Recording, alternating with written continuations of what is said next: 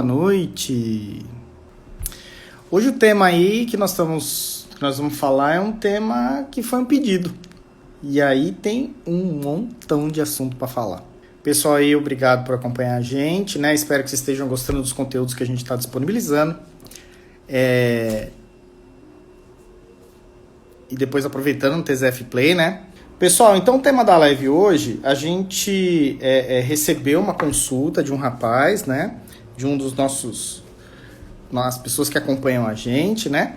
E nessa consulta ele estava muito curioso sobre a parte de como preparar, como caminhar com análises de traços. Como é um tema bem abrangente, a gente vai falar da análise de traços para inorgânicos e depois a gente vai falar um pouquinho sobre traços para orgânicos, tá? E aí contemplando as tradicionais análises aí que a gente acaba fazendo, tá? Vamos ver se a gente consegue dar uma luz para quem tem dúvida. Enquanto eu estou falando de praxe, por favor, mande a sua questão, mande a sua pergunta. Sempre é muito importante vocês interagirem com a gente, que aí a live fica muito mais legal, tá? Dia 30/9 vai ter um Qualitate sobre validação de ensaios químicos. Especial turma de Engenharia Química da Unilago de Rio Preto. Se você... isso é legal, tá? Se você conhece ou tem interesse que a gente faça... converse, faça uma live para o pessoal de uma sala, para o pessoal que está estudando, está aprendendo, que eu acho isso super importante, por favor, pode conversar com a gente, manda uma mensagem no direct que a gente vai ter o maior prazer em conversar, de ter essa oportunidade nesse momento de formação de carreira, do pessoal da pós-graduação. Isso é muito legal, tá? O que mais que a gente tem aqui? Eu recebi... Valéria, depois eu preciso de uma ajuda para amanhã falar com a Juliana, tá? Eu recebi uma questão aqui, depois se alguém tiver dúvidas, sobre determinação de cianotoxinas por meio de HPLC, tá? Se tiver, manda aí a dúvida pra gente. Bom, vamos lá? Então, o que acontece? Eu separei hoje, basicamente, em 2 fluxos. Nós vamos abordar recipiente, materiais e ambiente, certo? Então, o que acontece? O primeiro fluxo, eu vou ficar com foco em análise de inorgânicos, tá? Que é uma parte, teoricamente, mais fácil, que a gente precisa ter muito cuidado, principalmente quando a gente faz análise de resíduo e quer pegar partes por trilhão, por exemplo, né? Os compostos inorgânicos estão muito presentes no nosso dia a dia, né? E às vezes são os caras capciosos. Por quê? Porque a contaminação vem, o seu branco analítico fica alto, você não consegue pegar o seu limite de quantificação, mas você não sabe de onde vem. E pode vir de diversos lugares. Então a gente separou aqui, primeiro, a parte de recipientes. Como já falei em algumas outras lives, né? Você vai mexer com inorgânico, pessoal, é plasticaria. A gente não aprendeu vidraria, então nós vamos aprender plasticaria. Tudo que você puder colocar em plástico, ok? É extremamente importante a gente trabalhar e manusear com plástico do começo ao fim. Por quê? Para evitar alguns processos que a gente chama, que está na moda, de lixiviação ou extração. Como o ambiente é ácido, né? Dependendo do recipiente que você trabalha, se for vidro, provavelmente a gente vai ter uma migração do próprio recipiente, do próprio material do recipiente para a solução. E aí acaba atrapalhando a minha análise, tá? Um ponto muito importante que eu acabei separando, por exemplo, normalmente em CPMS, se a gente está com foco em inorgânicos, né? Nós vamos para a técnica de CPMS. A gente abordar recipiente, o pessoal fala, gente, vou fazer tudo no tubo Falcon. Tubo Falcon. Mas é Falcon ou tipo Falcon? Essa é uma pergunta que a gente tem que se fazer. Porque o que acontece? O recipiente em si, muitas vezes não me traz muitas complicações, tá? O recipiente em si, ele não precisa ser, nesse caso, um plástico de altíssima qualidade e tal, não sei o quê. Mas sabe o que atrapalha? A tampa. Boa. É Falcon. Tipo Falcon ou Falco, né? O que atrapalha a gente, nesse caso, é a tampa, gente, tá? Existem alguns fabricantes que fornecem o tubo Falcon, que é a nossa Coca-Cola, a nossa Xerox, né? A gente adota aquele tubo de 50 como padrão, assim como a água ultrapura Miele, né? E aí a tampa, ela pode passar por um processo térmico ou utilizar compostos, porque a tampa é colorida, que acarretam ou são baseados em metais. Então, muitas vezes você opta por reduzir o seu custo na parte de tubulação, principalmente tubo de 50 ml, e o seu problema não está nem no tubo em si, mas está na tampa, certo? E muitas vezes isso pode acarretar algum problema. Poxa, Fábio, como eu vou saber se aquele recipiente está acontecendo uma migração, se está acontecendo uma extração, uma lixiviação, né? Se está tendo uma migração da minha tampa, enfim, se aquele recipiente vai servir para mim. É simples, durante o processo você vai fazer o seu branco analítico. Lembra que seu branco analítico é tudo que você tem e você usa de reagente para preparo da sua amostra, que entra em contato com a sua amostra, a matriz da sua amostra, se possível, menos os seus analitos de interesse. Fábio, eu tive um caso aqui de uma moça que ela entrou em contato comigo no LinkedIn e eles estão nesse passo. Por que acontece? Ela faz todos os testes do equipamento para dentro e uns testes bem interessantes, usa a amostra, enfim. Só que quando ela vai para o micro-ondas e traz a amostra, né? Traz a amostra fortificada, os testes dão completamente distintos, porque muito provavelmente o que a gente está buscando agora na investigação é que o vaso dela lá do micro-ondas está com algum contaminante, etc. Isso, sem falar de micro-ondas, gente, isso pode acontecer com um simples tubo Falcon, por exemplo, tá? Então você tem que submeter ele à sua rotinha de preparação e fazer o seu branco analítico. Gente, o segredo para a gente ver se a gente está tendo contaminação de rota, de recipiente, que é o primeiro ponto que a gente vê, né? Que a gente vai ver aqui hoje, na análise, qualquer análise, mas principalmente na de inorgânica, é você rodar um branco analítico, tá? Fábio, eu uso ácido X, usa como no branco analítico, tá? Tudo. Aí o que acontece? Esse é um ponto, tá? Sobre o recipiente aqui para análise de traços. O outro ponto que eu ia voltar, eu até adiantei a respeito de materiais e recipientes, é justamente, se você trabalha com análise de traços de CPMS, é muito importante você fazer a limpeza dos seus vasos. Lembra que aqueles vasos são de plásticos e são porosos, tá? Pô, Fábio, às vezes tem que trocar? Às vezes tem que trocar. Ah, mas o vaso é caro. Mas o vaso é caro, mas sua amostra é mais importante, não é? Então você precisa prever. Então o vaso do micro-ondas, ele é poroso. Com o tempo, tá? Você vai... aqueles poros podem absorver os metais e podem migrar para a amostra. Com o tempo, eles vão, né, cedendo. Né? Não tem jeito, eles vão contaminando e não tem jeito às vezes de limpar por completo, até chegar um momento que é interessante você trocar, tá? Muito cuidado, que aí a gente pode ter bastante contaminação, tá? Outro ponto interessante quando a gente fala de materiais para análise de inorgânico é escolher e reservar um valor de investimento para a qualidade dos reagentes e principalmente da água. Pessoal, purificador de água não é a mesma coisa. Cuidado, tá? Cada purificador, ele tem um nível específico. Eu lembro que tinha... Vou fazer propaganda? Acho que eu vou. Elga.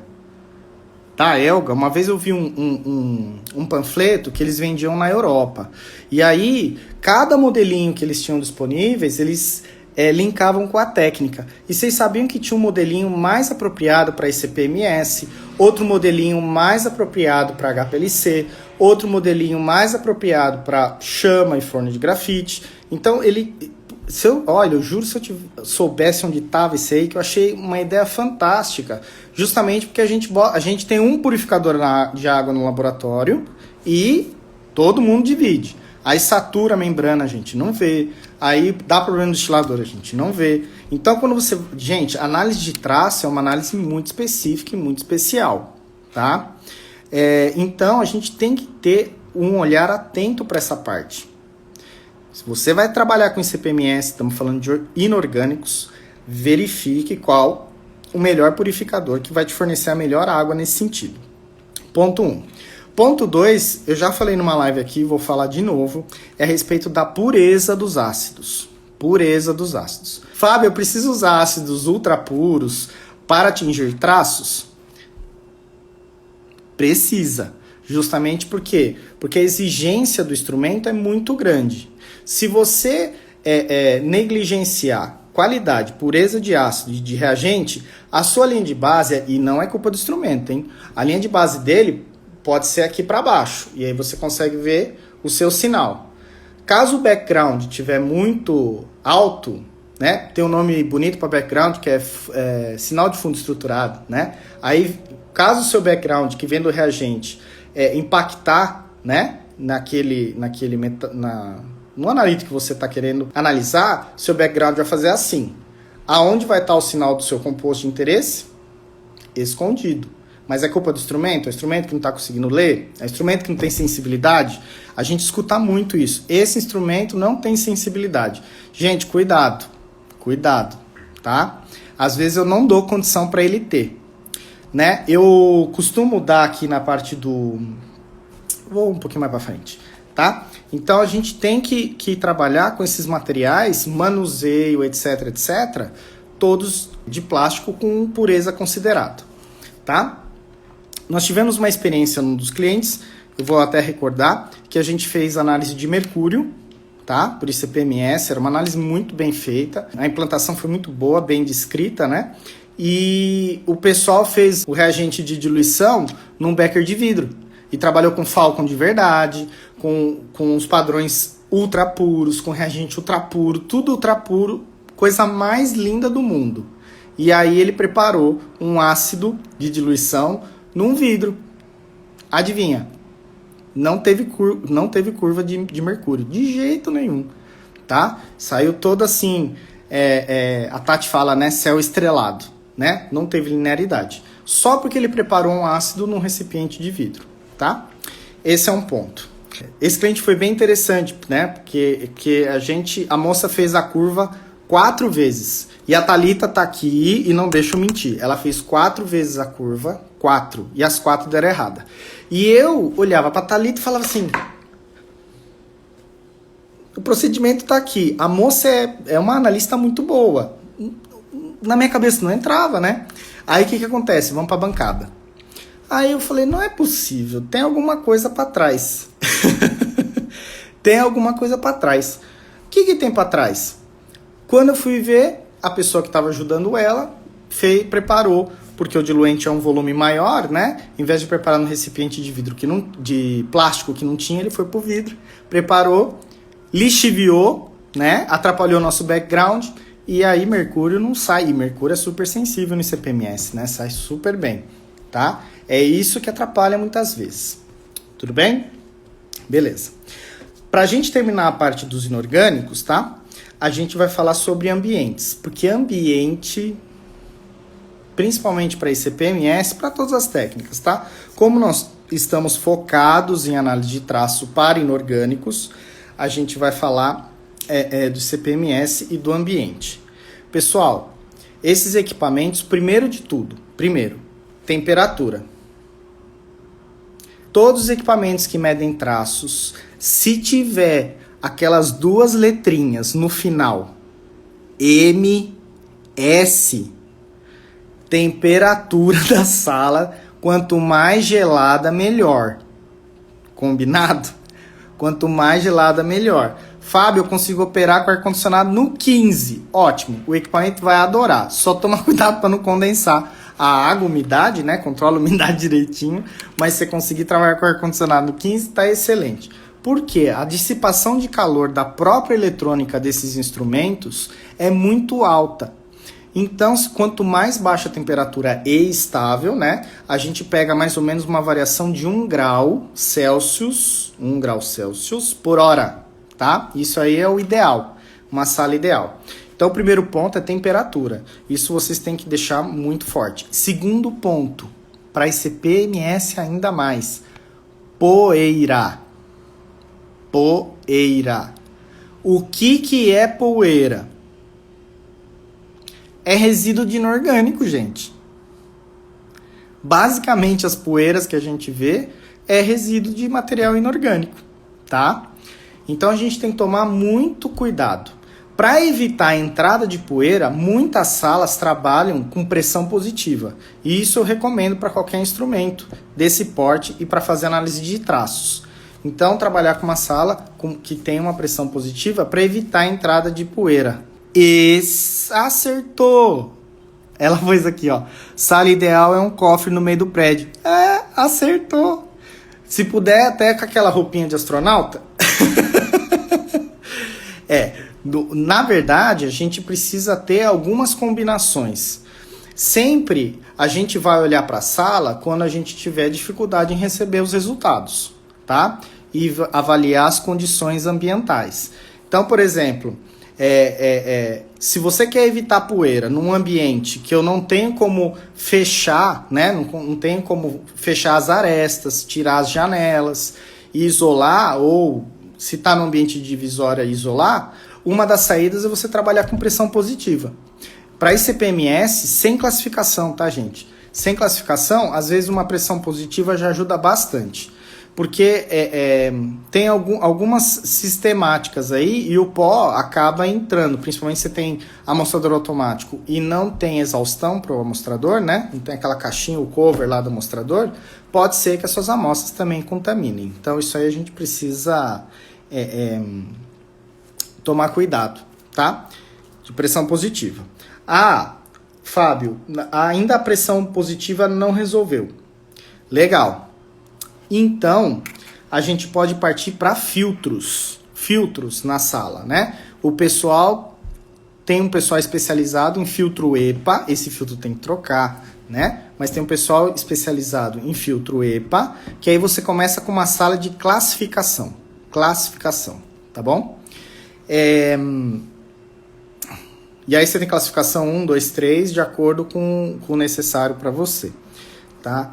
Na parte do filtro EPA. Fábio, não tem condição de nem ter pressão positiva, não tenho condição nem ter de filtro EPA como classificação no meu ambiente. Sabe o que dá para fazer, principalmente com o ICP-MS? Colocar um fluxo laminar. Né? Coloca um fluxo laminar bem em cima dele, do amostrador automático também. Muitas empresas, muitas universidades trabalham dessa forma.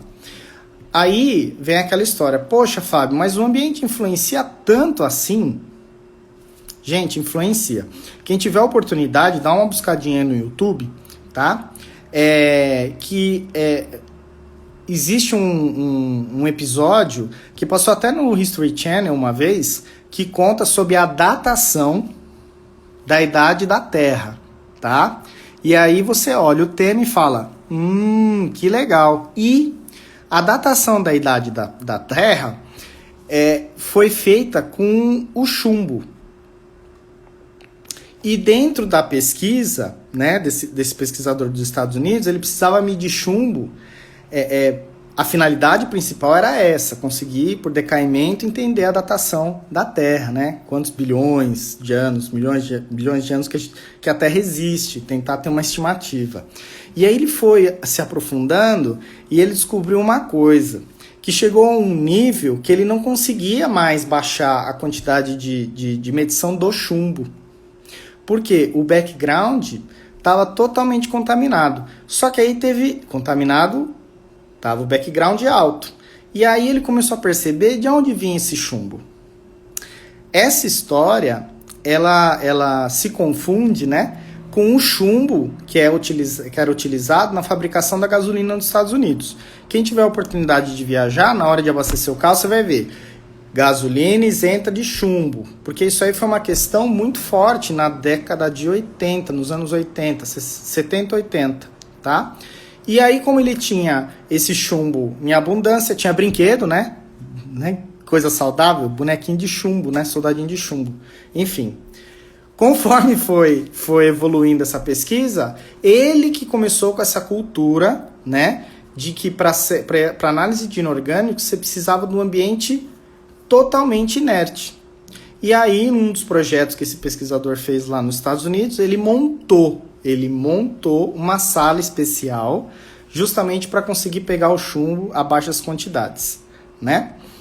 Tem uma parte aí interessante, né? Que aí o chumbo acarreta uma toxicidade aí também pra gente. Tudo bem? Parte de inorgânicos?